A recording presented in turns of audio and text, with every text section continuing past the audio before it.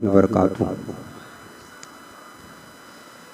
अल्हम्दुलिल्लाहि रब्बिल आलमीन वस्सलातु वस्सलामु अला अशरफिल अंबियाइ वल मुरसलीन व अला आलिहि अत्तय्यिबीन व अस्हाबिहि अत्ताहिरीन अम्मा बअद फ़अऊज़ु बिल्लाहि मिनश शैतानिर रजीम बिस्मिल्लाहिर रहमानिर रहीम। क़ाल रसूलुल्लाहि सल्लल्लाहु अलैहि वसल्लम अना दारुल हिकमति व अलियुन बाबुहा आमन्तु बिल्लाहि सदक़ल्लाहुल अज़ीम। अल्लाहुम्मा रब्बिश्रह ली सदरी व यस्सिर ली अमरी वहलुल उक़दतम मिन लिसानी यफ़क़हू क़ौली। रसूल रहमत, मालिक जन्नत, शफ़ीए उम्मत, सरापा जुदो सखावत बाइसे खैर व बरकत सल्लल्लाहु अलैहि वसल्लम इरशाद फरमाते हैं, ज़ज्जनू मजालिसकुम बिस्सलाति अलैया फ़इन्न सलातकुम अलैया नूरुल लकुम यौमल क़ियामा। तुम अपनी मजलिसों को मुझ पर दुरूद पाक पढ़कर ज़ीनत दो, तुम्हारा दुरूद पाक पढ़ना बरोज़े क़यामत तुम्हारे लिए नूर होगा। आज ये निहायत ही बाअदब होकर रहमते कौनैन सल्लल्लाहु अलैहि वसल्लम की बारगाह में दुरूद व सलाम का नजराना पेश करें। अल्लाहुम्मा सल्लि अला सय्यिदिना व शफीइना व करीमिना व नबिय्यिना मौलाना मुहम्मदिन व अला आलिहि व बारिक वसल्लम।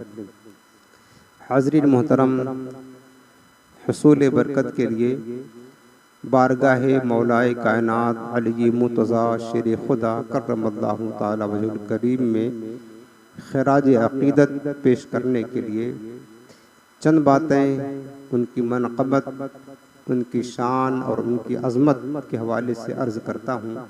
थोड़ी देर आप सुनेंगे, इंशाअल्लाह बहुत जल्द अपनी बात में ख़त्म कर दूँगा। उसके बाद फिर ज़िक्र होगा और ख़ास दुआ होगी। चूँकि आज माह रमज़ान की पहली ताक़रात है, इसकी बड़ी अज़मत है। यूँ तो माह रमज़ान के पूरे एक एक लम्हा की अज़मतें हैं, लेकिन माह रमज़ान के आखिरी अशरे की जो ताक़रातें हैं ना, 21, 23, 25, 27 वगैरह, ये दीगर लम्हात से कहीं ज़्यादा अफजलियत का हामिल है। आप जो बैठे इस महफिल में, ये अल्लाह ताला का फ़ज़ल है, मौलाए कायनात की करामत है या उनका करम है कि हमारा एक एक लम्हा आज की शब इबादत में लिखा जा रहा है। और ये अल्लाह ताला का बेपनाह शुक्र व एहसान है, अल्लाह ताला का बेपनाह फ़ज़ल है। अल्लाह ताला ने हमें दुनियावी लज़्ज़ात व ख्वाहिशात से, फजूलियात से दूर फरमा कर अपने घर में बिठा दिया ताकि हमारा वक्त इबादत में गुजर सके।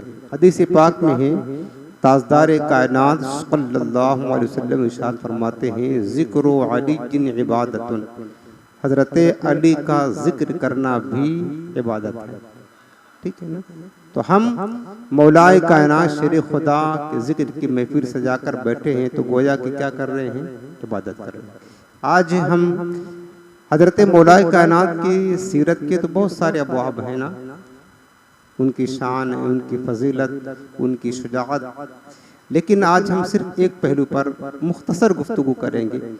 हज़रत मौलाए कायनात करमल्लाहु ताला वजहुल करीम की सीरत का एक बहुत शानदार, बड़ा अजीम पहलू आपकी हिकमतें और फैसले हैं।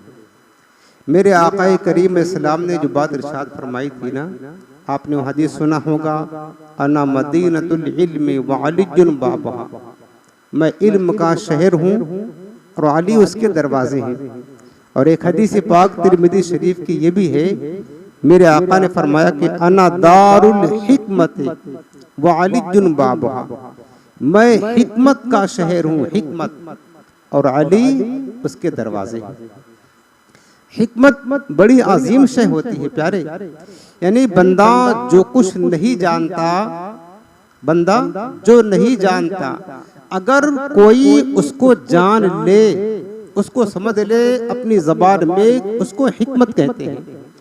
और ये हिकमत का फैज़ था कि मौलाए कायनात शेर खुदा करमल्लाहु ताला वजहुल करीम मिंबरे नूर पर जलवागर होते और तमाम सामईन से खिताब करते हुए फरमाते हैं सलूनी क़ब्ल अन तफ़क़दूनी, फरमाते कि लोगों कब्ल इससे कि मैं तुम्हारे दरमियान ना रहूं, मेरी वफात हो जाए, जो कुछ पूछना है मुझसे आज ही पूछ लो।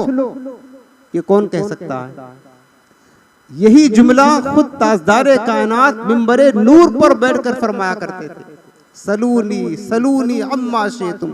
आका फरमाते थे लोगों जो कुछ तुम चाहो मुझसे पूछ लो। अब पूछने वाला क्या पूछ ले? दुनिया की बात पूछ ले, आखिरत की बात पूछ ले, गैब की बात पूछ ले, बताने वाला बताएगा जब दावा है तो। यही बात मौलाए कायनात फरमाते थे सलूनी क़ब्ल अन तफ़क़दूनी, यानी मेरे ना रहने से पहले तुम जो कुछ मुझसे पूछना है वो पूछ लो।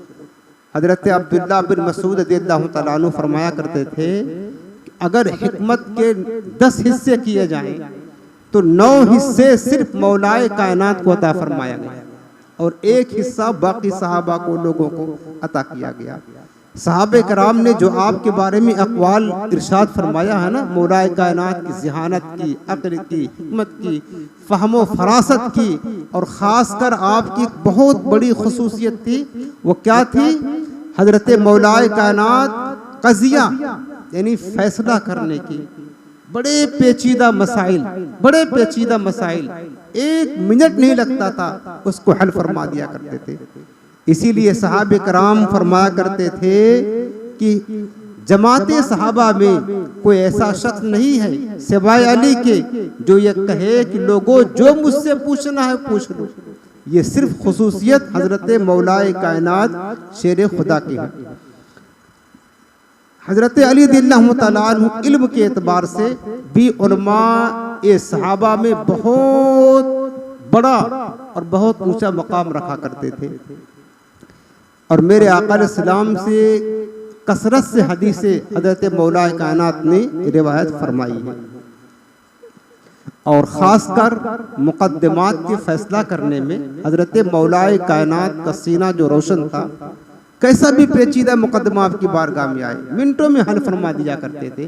कोई कुरान से मुताल्लिक पूछने के लिए आए मिनटों में हल कर दिया करते थे। एक यहूदी आपके पास आया, यहूदी, और कहने लगा अली तुम्हारा दावा है कि तुम्हारे कुरान में सब कुछ है, जो पूछो उसका जवाब है, और यकीनन हक है। ये बात तो अल्लाह ने फरमाई है वला रत्बिन वला याबिसिन इल्ला फी किताबिन मुबीन। हर शय, हर सूखी शय, हर तर शय, जो कुछ भी है सब अल्लाह ने कुरान में जिक्र कर दिया है, सब अल्लाह ने कुरान में फरमा दिया है। जमीउल इल्म फिल कुरान लाकिन तकासर अन्हु अफहामुर रिजाल। फरमाया कि कुरान में सारे उलूम के खजाने हैं लेकिन लोगों की अक्लें वहां तक नहीं पहुंच सकती। लेकिन जिनके दिल रोशन होते हैं, जिनका सीना मुस्तफ़ा करीम के नूर से फैज़याब होता है, वो कुरान में हर शे तलाश कर लिया करते थे। एक यहूदी आया, सुनो बात मौलाए कायनात की इल्म और हिकमत की, और कहने लगा अली तुम्हारा दावा है कि कुरान में सब कुछ है, बताओ मेरी जो दाढ़ी है और तुम्हारी जो दाढ़ी है, हमारी तुम्हारी दाढ़ी का जिक्र कुरान में कहाँ है ये बताओ। अब ऐसा मसला कौन जवाब दे सकता है सब कुछ। कहने लगा मेरी दाढ़ी और तुम्हारी दाढ़ी, इसका जिक्र कुरान में कहाँ है ये बताओ। आपने 8वां पारा की आयत पढ़ना शुरू कर दिया। 8वां पारा पढ़ा, उसके जवाब में कहने लगे, हज़रत मौलाए कायनात फरमाने लगे वल बलदु तय्यबु यखरुजु नबातुहु बिइज़्नि रब्बी वल्लज़ी खबुसा ला यखरुजु इल्ला नकिदा। फरमाने लगे सुनो, मेरे रब ने इरशाद फरमाया है जो अच्छी जमीन होती है, पाकीज़ा जमीन होती है, उसमें सब्जे बहुत अच्छे उगते हैं, लेकिन जो बंजर जमीन होती है उसमें थोड़े पौधे उगते हैं। तुम सुनो, चूंकि उसकी दाढ़ी में थोड़े थोड़े थे, दाढ़ी चंद एक बाल थे, मौलाए कायनात फरमाने लगे मेरी दाढ़ी देखो कितनी घनी है। अब मेरे रब ने फरमाया है जो जमीन शादाब होती है, उम्दा होती है, उसमें जो पौधे उगते हैं घने उगते हैं, मेरी जमीन दाढ़ी वाली ये उम्दा है। देखो इसमें कितने घने पौधे उगे हैं और तेरी जमीन दाढ़ी की बंजर है, इसलिए 2-4 दाढ़ी निकली है। ये सबके लिए नहीं, चूंकि उसका सवाल था इसलिए आपने वैसा जवाब अता फरमा दिया। समझ रहे, ये मौलाए कायनात इल्म की शान है। और दूसरी बात, हजरत उमर फारूक आजम इस उम्मत के कुतुब हैं, कुतुब। सरकार ने उन्हें कुतुबियत अता फरमाया। और कुतुब किसको कहते हैं पता है? कुतुब उसको कहते हैं कि जिसके निगाहों के सामने 18,000 आलम होता है, उसको कुतुब कहते हैं। और हजरत उमर फारूक आजम की अजमत को कौन नहीं जानता है? ताजदार कायनात ने इस उम्मत का कुतुब उमर को बनाया है। लेकिन हजरत उमर कहा करते थे, अली अगर तू ना होता ना मैं हलाक हो जाता।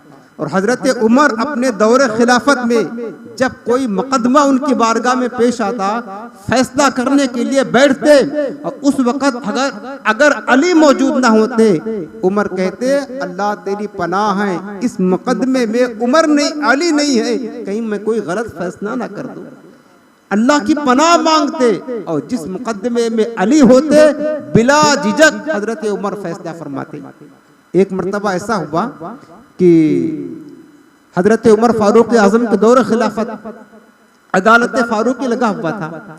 एक औरत आई और उस पर यह इल्जाम था कि इस औरत ने क्या किया है, ज़िना किया है और ज़िना से हामिला हो गई है और वो औरत शादीशुदा थी।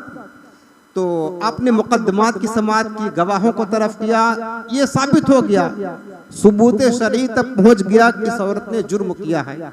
अब उसकी सजा क्या है इस्लाम में? उसकी सजा ये है कि अगर कोई शादीशुदा मर्द या औरत जिना करे उसको संगसार किया जाएगा, रज्म, यानी उसको इतने पत्थर मारे जाएंगे, इतने पत्थर की मर जाए, ये उसकी सजा है दुनिया की। आप सुन ले, आज जो लोग शादीशुदा होकर भी गैर औरतों की तरफ ताकते झांकते हैं वो सुने, ये दुनिया की सजा है। अगर वो उसका सबूत हो जाए, गैर औरत के साथ शादीशुदा होकर के जिना साबित हो जाए, उसको जीने का हक नहीं है, उसको कत्ल किया जाएगा। और ऐसे एक बारगी नहीं, उसको एक मैदान में खड़ा करा करके हर तरफ से उस पर पत्थर बरसाया जाएगा, इतना मारा जाए पत्थर से वो मर जाए। ये दुनिया की सजा है, तो बताओ आखिरत की सजा कितनी सख्त होगी? गौर करने की बात है। मौलाए कायनात की बारगाह में उस औरत का मुकदमा आया और ये तय हो गया कि इस औरत ने जुर्म किया है। आपने हुक्म दिया इस औरत को संगसार कर दिया जाए, यानी पत्थर मार करके हलाक कर दिया जाए। उस मजमा में मौला कायनात बैठे थे। हजरत अली बोल पड़े, उमर हमने हुजूर नबी करीम इस्लाम को फरमाते हुए सुना है, अगर किसी औरत के पेट में बच्चा हो तो कसूर औरत का होता है, बच्चे का नहीं है। उसको सजा जरूर दी जाएगी, लेकिन बच्चे की पैदाइश के बाद दी जाएगी। और तुमने अभी फैसला कर दिया संसार करने का। हजरत अली ने जब ये बात फरमाया ना, तो हजरत उमर की आंख खुल गई और फरमाने लगे, लौला अली लहलका उमर, अगर आज अली ना होता उमर हलाक हो जाता। फौरन हजरत उमर ने अपने फैसले से रुजू किया और हुक्म दिया कि जब तक इस औरत को बच्चा ना हो जाए इसको सजा नहीं दी जाएगी। चुनांचे जब उसको बच्चा हुआ उसके बाद फिर उस औरत को सजा दी गई। ये किसने बचाया? ये मौलाए कायनात शेर खुदा ने बचाया। और हजरत अली को ये काबिलियत, ये अजमत, ये फैसला करने की जो मतलब अच्छी तरह फैसला करते थे, बारीक से बारीक मुकदमा मिनटों में हल कर दिया करते थे। ये अजमत कहाँ से मिली? ताजदार कायनात की बारगाह से मिले। हजरत मौला कायनात फरमाते हैं कि मेरे आका करीम सलाम ने मुझे यमन का काजी बनाकर भेजा कि अली जाओ यमन में, वहां तुम्हें काजी रहना, चीफ जस्टिस किसको बोलते हैं, बड़ा काजी, फैसला करने वाला। हजरत मौला कायनात फरमाते हैं, उस वक्त मैं नौजवान था, मैंने कहा या रसूल अल्लाह आप मुझे यमन का काजी बनाकर भेजते, मैं तो ना तजर्बाकार जवान आदमी हूँ, मुझे क्या पता फैसला कैसे किया जाता है। और फिर मुकदमा में तरह तरह से लोग फैसला करवाने के लिए आते हैं, कहीं मैं गलत फैसला ना कर दूं। आका मुझे तजर्बा नहीं है, मुझे नहीं मालूम है कि फैसला कैसे किया जाता है। हजरत अली ने ये बात कही ना, मेरे आका ने उनके सीने पर हाथ रखा और फरमाया, ऐ मेरे रब तू अली के दिल को रोशन फरमा दे। अली के दिल को रोशन फरमा दे और उसे फैसला करने का अहल बना दे। बस ये ज़बाने मुस्तफ़ा की तासीर थी। हजरत मौलाए कायनात फरमाते हैं, मैं यमन गया काजी बन करके, जैसा भी फैसला मेरे पास आया, कैसा भी मुकदमा आया, मैंने कभी फिर हिचकिचाहट महसूस न की और उस मुकदमे को हुजूर की दुआओं की बरकत से फौरन सही तरीके से हल फरमा दिया। ये मौला कायनात शेर खुदा के फैसले थे रोशन, जो ताजदारे कायनात की दुआओं की बरकत से मिले थे। देखो मेरे आका सलाम के जो सहाबा है ना, आकाए करीम ने अलग अलग सहाबा को कुछ ऐसी ऐसी खुसूसियत अता फरमाया है जो किसी और को नहीं मिला, जो दूसरे को नहीं मिला। मौलाए कायनात को जो ये मुकदमात पर सही फैसला करने की खुसूसियत सरकार की बारगाह से मिला, जैसी अजमत मिली, हर हुजूर का सहाबी अपने जगह दुरुस्त है, हर एक की अजमत है, लेकिन जो खुसूसियत, जो शराफत, जो करामत आपको मिली, उसमें कोई दूसरा शरीक नहीं रहा, उसमें दूसरा कोई शरीक नहीं रहा। यही वजह थी कि मौलाए कायनात फैसला करते वक्त बिला झिझक थोड़ी देर में ऐसा पेचीदा मसला भी आपके पास आता ना, उसको भी मिनटों में हल कर दिया करते थे। दो औरतें मौलाए कायनात की बारगाह में आईं और दोनों का झगड़ा क्या था, एक बच्चा था। दोनों औरतों ने कहा, उनका दावा यह था कि ये बच्चा मेरा है, दूसरे कहती मेरा है। हजरत मौलाए कायनात ने दोनों को समझाया कि भाई बच्चा जिसका है, तुम में से कौन है जो जानता है ना, बच्चा जिसका उसको तो पता है, यकीनन एक तो हक पर है, एक गलत पर है। समझाया दोनों बच्चियों, दोनों औरतों को, लेकिन उन्होंने माना नहीं। हर एक का कहना था बच्चा मेरा है, दूसरा कहते बच्चा मेरा है। हजरत अली ने फरमाया कि ठीक है, तुम मानती नहीं हो, ऐसा करते हैं, खादिम को हुक्म दिया आरा लेकर आओ, आरा लेकर आओ। एक औरत बोल पड़ी, हुजूर आरा क्या करेंगे? फरमाया आरा क्या करेंगे जब तुम दोनों औरतों को ये दावा है कि बच्चा हमारा है, इस बच्चे को बीच से चीर देंगे और आधा आधा दे देंगे, लेकर के चले जाओ, यही करेंगे। तो वो औरत जो असल में उसकी माँ थी ना, वो चीख पड़ी, बेकरार हो गई, गमगीन हो गई और मौला कायनात की बारगाह में इंतहाई आजिज़ी के साथ कहने लगी, हुजूर ये बच्चा मेरा नहीं है, आप इसी को दे दे। मैं बच्चा नहीं लूंगी, लेकिन इस बच्चे को आप चीरे नहीं, इसको काटे नहीं। आप, ये औरत मुतालबा करती है, मैं नहीं लूंगी, आप इसी को दे दे। उसने ये कहा ना, हजरत मौला कायनात समझ गए कि इस बच्चे की माँ कौन है, ये किसका बच्चा है। आपने उसी बेकरार औरत को वो बच्चा अता फरमा दिया और उस औरत को मलामत किया कि तूने मेरी अदालत में झूठ बोला और तुमने गलत बयानी की, और उसकी फिर सरजनिश फरमाई मौला कायनात ने। आप देखो किस तरीके से हजरत अली ने ये मसला 1 मिनट लगा हल फरमा दिया ना। इसी तरीके से हजरत अली की खिदमत में एक मुकदमा ऐसा आया कि एक शख्स था, मरते वक्त उसने एक दूसरे शख्स को 10,000 दिरहम दिए और वसीयत क्या किया, वसीयत ये किया कि जब मैं मर जाऊंगा और मेरा बेटा तुम्हारे पास आएगा, जो तुम चाहो उसको मेरे बेटे को दे देना, जो तुम चाहे ना मेरे बेटे को दे देना। उसने कहा ठीक है। अब वो मर गया। हजरत मौलाए कायनात ने उससे पूछा कि बताओ, जिसके पास दिरहम बतौर वसीयत रखा हुआ था, इसका बेटा आ गया है, अब तुम उसके बेटे को कितना दोगे? उसने कहा 1,000 दिरहम दे दूंगा। कहा 9,000? कहा 9,000 मैं अपने लिए रखूंगा। तो आपने पूछा कि उसके बाप ने वसीयत क्या की थी? तो उसने कहा उसके बाप ने वसीयत की थी कि जो तुम चाहो वो मेरे बेटे को दे देना। आपने फरमाया बताओ तू क्या चाहता है? वो कहने लगा मैं तो 9,000 चाहता हूँ। कहा वसीयत यही है ना, लिहाजा अब तू उसको 9,000 देगा और फिर तू 1,000 रखेगा। इस तरह आपने मसला हल कर दिया। अब आप देखिए मौला कायनात की ज़हानत देखे, उनकी हिकमत देखे। हुजूर ने फरमाया अना दारुल हिकमत व अलीयुन बाबहा, मैं हिकमत का शहर हूँ, हिकमत का घर हूँ, अली उसका दरवाजा है। और एक मर्तबा हजरत मौला कायनात ने दावा किया, कहा लोगों सुनो, जिसको हुजूर की बारगाह में जाना है ना, वो मेरे पास 2 मर्तबा आएगा। मेरे पास 2 मर्तबा आए बगैर हुजूर की बारगाह में उसका कोई चारा नहीं है जाने का। तो लोगों ने, कुछ लोगों ने समझा कि हजरत अली इतने बढ़ गए कि सरकार के पास जाना पहले इनके पास 2 मर्तबा जाए, क्या हुजूर से बढ़ गए? कुछ लोगों ने इतराज किया कि ये कैसे जुमला कह दिया आपने। तो हुजूर से शिकायत की। आपने हजरत अली को बुलाया, काली तुमने ये कहा है कि जिसको हुजूर के पास जाना हो वो पहले मेरे पास 2 मरतबा आएगा, यानी मेरे पास 2 मरतबा होगा तब हुजूर से मुलाकात होगी। हजरत अली ने कहा हुजूर इसको मैंने नहीं आपने फरमाया है। कहा मैंने क्या कहा है?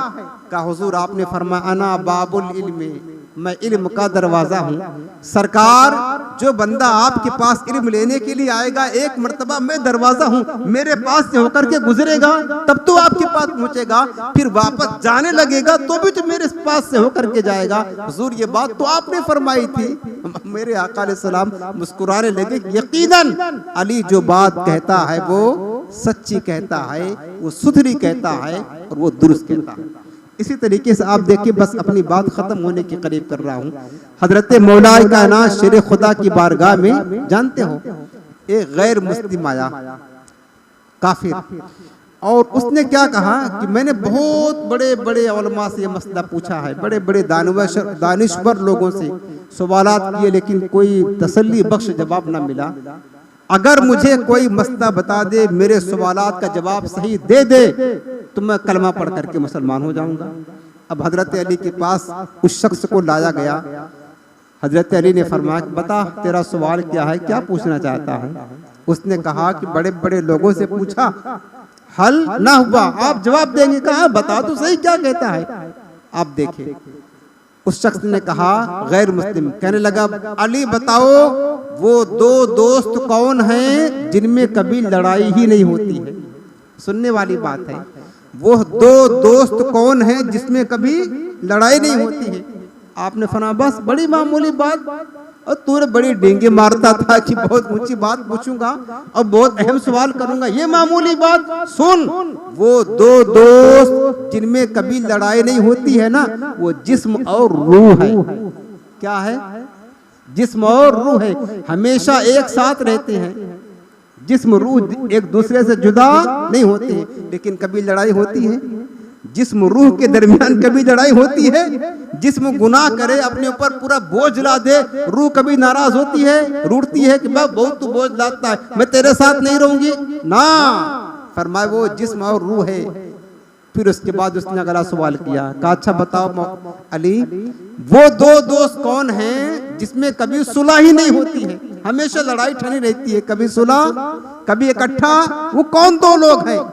आपने फरमाया बात तूने बड़ी कह के आया था, लेकिन बात तूने बड़ी नॉर्मल पूछी है। का ये कहता वो 2 लोग कौन है जिसमें कभी सुलह नहीं होती है, जो कभी इकट्ठा नहीं होते हैं ना? सुन, वो मौत और हयात है। वो क्या है? 1 मिनट नहीं लगता है, मौत और हयात है। इसमें कभी सुलह नहीं होती है, न कभी इकट्ठा होते हैं। अगर जिंदगी है तो मौत नहीं है, और मौत जैसे आएगी फिर जिंदगी नहीं रहेगी ना, चली जाएगी। अच्छा कहा कि अगला सवाल फिर करना चाहता हूँ। कहा पूछ, जल्दी पूछ, क्या पूछना है? वो कहने लगा ये बताओ वो 2 चीजें कौन हैं जो कभी हरकत नहीं करती हैं? सवाल बड़ी इल्मी है ना, ढूंढ के लाया था उसने। वो 2 चीजें कौन हैं जो कभी हरकत नहीं करती? आपने फरमाया बस वो 2 चीजें जमीन और आसमान है। क्या फरमाया? जमीन और आसमान है। मौलाए कायनात इस जवाब से उन लोगों का रद्द भी हो जाता है ना जो कहते हैं कि जमीन घूमती है और सूरज ठहरा हुआ है। अगला सवाल फिर आ रहा है, फरमाया जमीन और आसमान ये दोनों कभी हरकत नहीं करते। फिर उसने पूछा अच्छा बताएं कि वो 2 चीजें कौन हैं जो कभी ठहरती ही नहीं है, हमेशा चलती रहती है, हमेशा चलती रहती है, हरकत करती है। आपने फरमाया वो दोनों सूरज और चांद हैं जो कभी ठहरते न दिन को ठहरते हैं न रात को ठहरते, हमेशा चलते रहते हैं। और पूछना है? कहा हाँ और पूछना है। उसने कहा अच्छा अली ये बताएं वो औरत कौन सी है जो फौरन हामिला होती है और फौरन बच्चा पैदा करती है? वो कौन औरत है? आपने फरमाया तुझे नहीं पता है? पता नहीं है? सुन, वो औरत हजरत मरियम है। 1 मिनट में हामिला हुई, अगले मिनट में दर्दे ज़े हुआ, उसके अगले मिनट के बाद हजरत ईसा पैदा हो गए। देर नहीं लगी, 1 मिनट में हजरत रूहुल अमीन जिब्रील अमीन ने गिरेबान में फूंक मारी, हामिला हो गई। अगले मिनट दर्द ज़े की तकलीफ से गुजारा अल्लाह ने, और उसके अगले मिनट हजरत ईसा अलैहिस्सलाम पैदा हो गए। उसके बाद फिर उसने एक सवाल किया, बताओ अली, ये बताओ कि वो क्या है जो कोई शय नहीं, वो क्या है जो कोई शय नहीं। आपने फरमाया, सुन, वो जो कोई शय नहीं वो बंदा है जो मेरे महबूब का कलमा नहीं पढ़ता है, वो कुछ भी नहीं है। जो मेरे नबी का कलमा नहीं पढ़ता वो कुछ नहीं, कुछ नहीं। फिर उसने पूछा, अच्छा बताओ वो क्या है जो कोई शय है, जो कोई चीज हो। आपने फरमाया, वो है जो चाहता है कि काबे से ज्यादा उसकी इज्जत हो, काबे से ज्यादा उसकी अजमत हो, मेरे नबी का कलमा पढ़ ले, वो हर शय हो जाएगा। का अच्छा बात ये है, फिर मैं हाथ बढ़ाता हूँ, आप मुझे कलमा पढ़ा करके मुसलमान कर ले। मौलाए कायनात ने उसको कलमा पढ़ा करके मुसलमान कर दिया। आप समझ गए ना कि चंद सवालात में मौलाए कायनात की ज़हानत का आलम क्या है, मौलाए कायनात की हिकमत का आलम क्या है, मौलाए कायनात के इल्म का आलम क्या है। एक बात और बता दूं कि ख़त्म कर दूं, आप इजाज़त। अल्लाह अकबर, ख़त्म कर दूं, बता दूं, जल्दी बोल दे, बता दूं, आखिरी बात बताता हूँ, चलें आप सुन ले।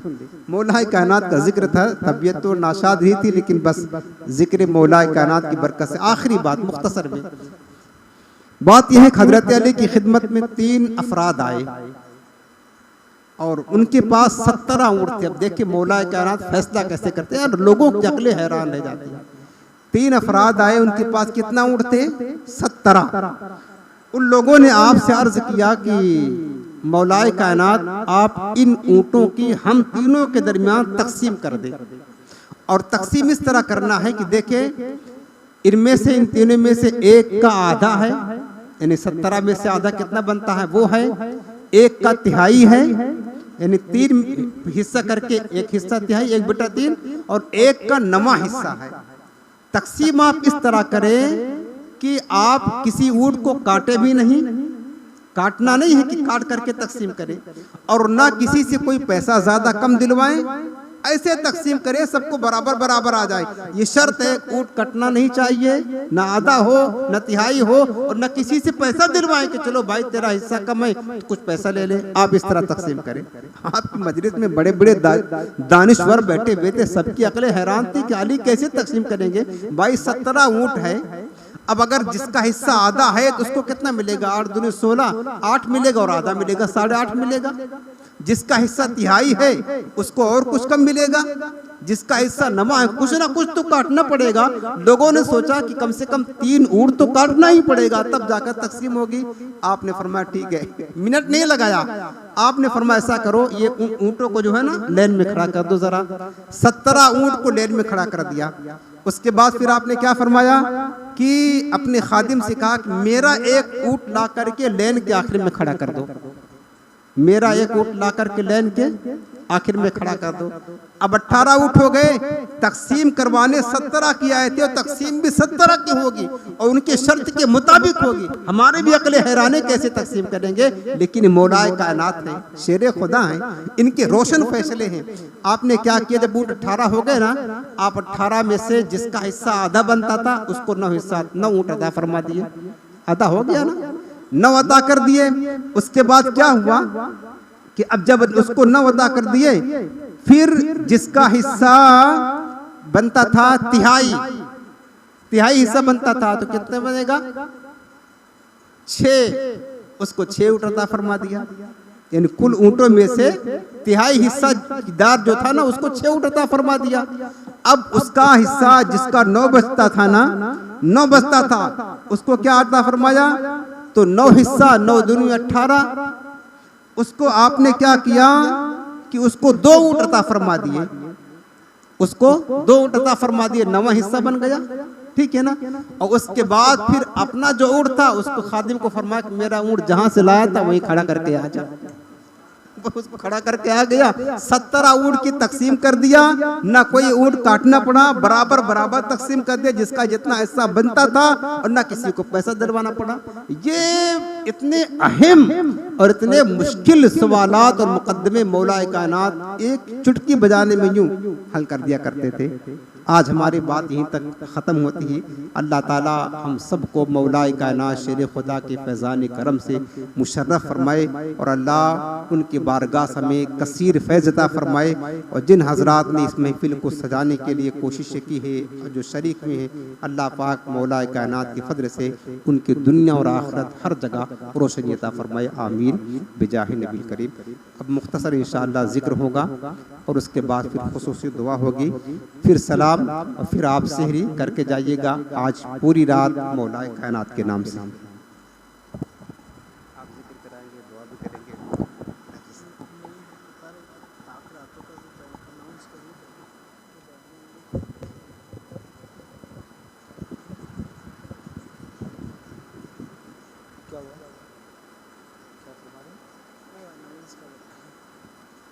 अस्सलामु अलैकुम वरहमतुल्लाहि वबरकातुहू। आप थक गए, सलाम का जवाब नहीं दे रहे। अस्सलामु अलैकुम इसको उठाइए, पढ़िए सलातु वस्सलामु अलैका या रसूल अल्लाह।